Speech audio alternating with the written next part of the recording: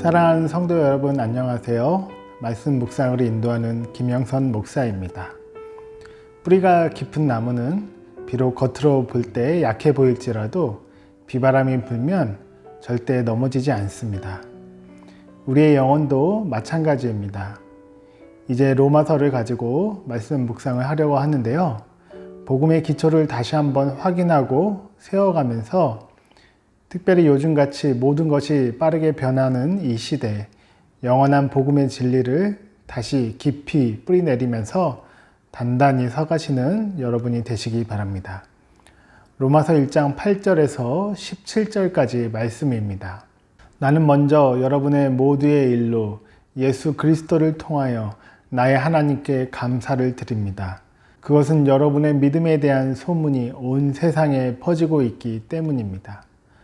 하나님은 내가 그 아들의 복음을 전하는 일로 충심을 섬기는 분이시기에 내 마음속을 알고 계십니다.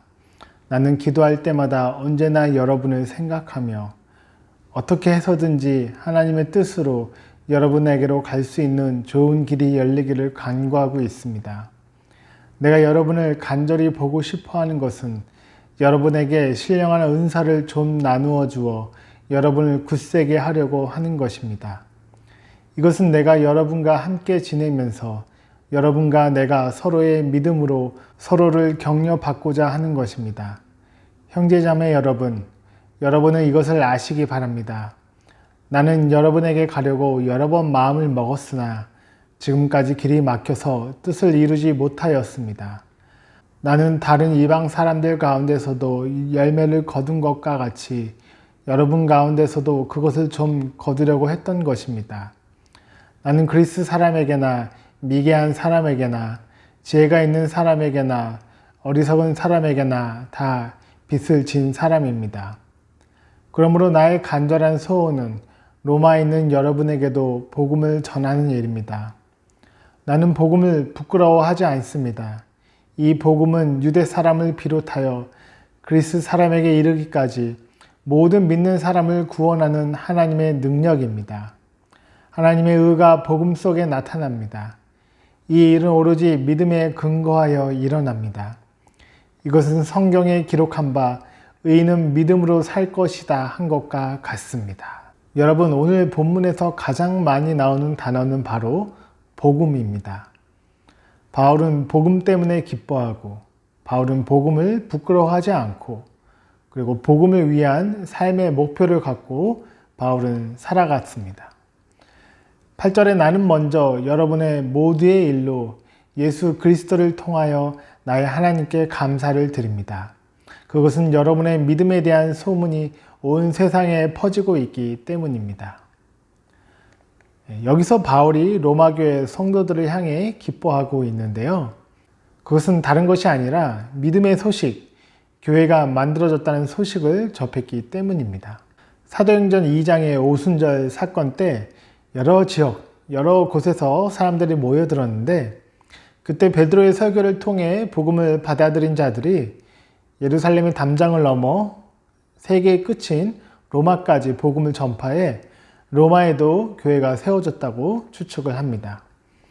그래서 복음이 확산되고 복음을 듣고 주님께 돌아오는 그 사실이 하나님이 정말 기뻐하는 소식이기에 바울이 기뻐했던 것입니다. 이것은 어쩌면 바울이 가장 기뻐해야 될 유일한 소식일 수 있습니다. 오늘 8절의 말씀을 다른 버전의 성경을 보면 8절을 보는 맛이 조금 다르게 느껴집니다. 영어 성경만 봐도 감사하는 이유를 말하면서 first, 첫째로 이렇게 말하면서 여러분의 믿음이 퍼져가고 있기 때문입니다. 이렇게 이야기를 합니다.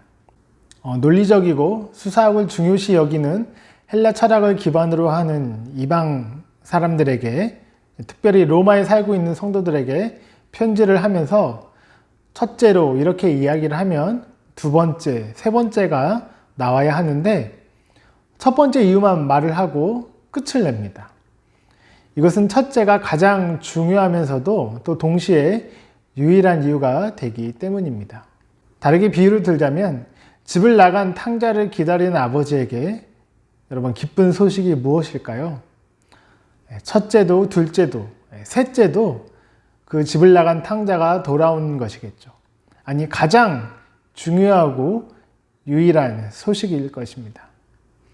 그래서 바울은 8절을 통해 여러분의 믿음의 그 소식, 복음을 믿음으로 받아들이고 예수 그리스도를 주인으로 고백하고 그분의 제자로 그 뜻대로 살아가겠다는 그 소식 하나만으로 너무나도 기뻐하고 있는 것입니다.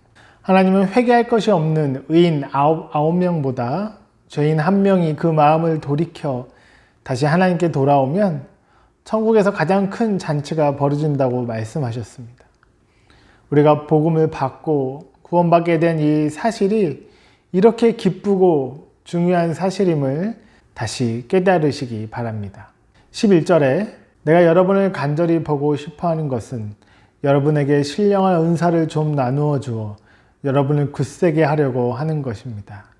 이것은 내가 여러분과 함께 지내면서 여러분과 내가 서로의 믿음으로 서로 격려를 받고자 하는 것입니다.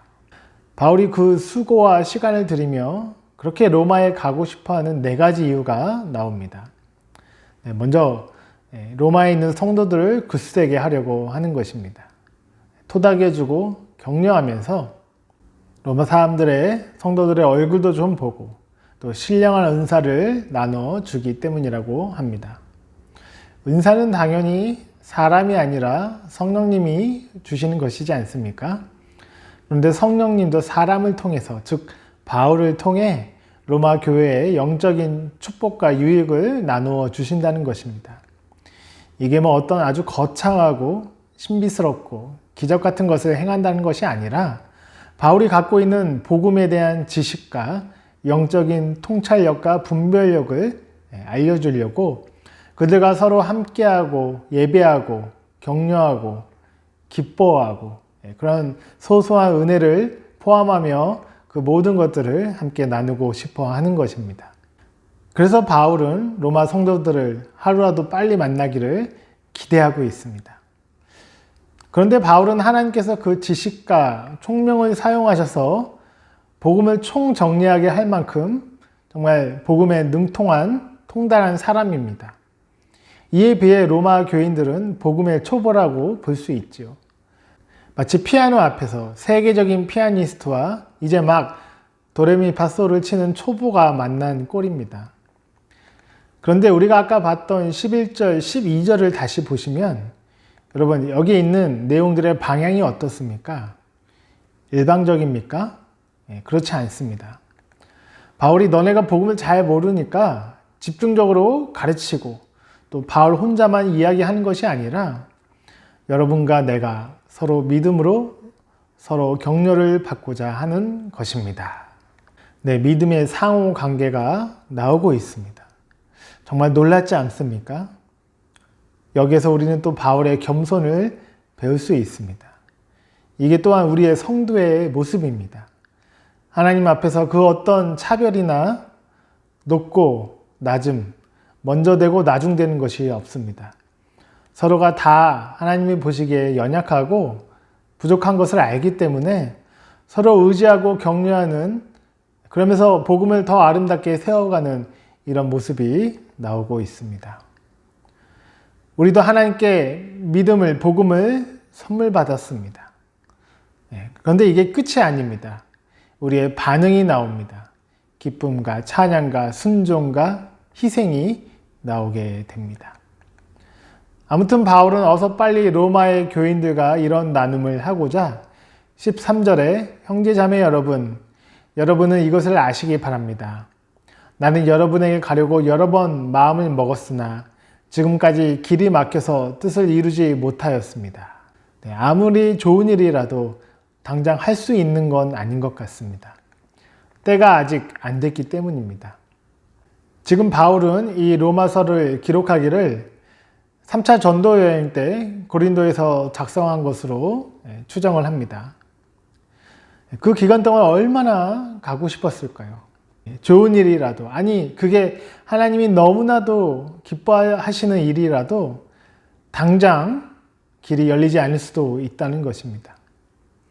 그뿐만 아니라 또 좋은 일을 하는데도 비난을 들을 수도 있고 또 좋은 일을 했더라도 결과가 안 좋을 수 있습니다. 바울은 로마로 가기 위해 그렇게 소원했지만 수차례 길이 막혔다고 합니다. 그게 여러 가지 이유가 있겠지만 하나님의 큰 그림 안에서 바울이 자기 발이 아니라 죄수의 속된 몸으로 로마로 가게 하신 것입니다. 그리고 그 가운데 복음을 접하고 들을 만한 사람들을 만나게 하나님께서 계획하고 계셨던 것이죠. 만약 바울이 자기 발로 로마로 걸어갔더라면 멜리데 섬의 보블리오의 부친이 구원을 받을 수 있었을까요? 혹은 로마의 백부장과 고위 관료들과 접촉할 수 있었을까요? 다른 것도 아니고 복음을 동기로 선한 마음을 품더라도 이렇게 질체될 수 있다는 것입니다. 여러분, 오늘 하루도 살아가시는데 먼저 하나님이 가장, 아니 유일하게 기뻐하시는 그 사실, 내가 복음으로 인해 구원받은 그 사실에 감사하시기 바랍니다. 그리고 서로 교제하고 서로 섬기며 나의 선한 마음 그리고 나의 거룩한 계획조차도 하나님의 섭리 가운데 때로는 조금 지체될 수 있다는 것을 기억하시기 바랍니다. 우리는 다 복음에 빚진 사람입니다. 우리는 복음을 부끄러워할 이유가 하나도 없습니다. 오늘도 감사의 마음으로 각자의 자리에서 복음을 마음껏 전하시며 승리하시는 오늘 하루가 되시기 바랍니다. 기도하겠습니다. 하나님 감사합니다. 우리에게 하나님의 의가 드러난 복음을 믿음으로 받게 도와주시고 하나님의 자녀 삼아 주셔서 주님의 뜻과 하나님의 마음대로 순종하며 하루하루 살아갈 수 있도록 인도하여 주시니 감사합니다. 이 놀라운 기쁜 이 사실을 우리가 다시 한번 감사하고 감격하며 주님께서 주시는 이 놀라운 힘으로 오늘 하루도 승리할 수 있도록 인도하여 주시옵소서. 때로는 우리가 마음속에 좋고 선한 계획을 품더라도 이 모든 것이 다 하나님의 뜻에 있음을 고백하며 맡기며 주님께서 인도하시는 선한 길로 순종하며 나아갈 수 있도록 인도하여 주시옵소서. 예수님의 이름으로 기도했습니다. 아멘.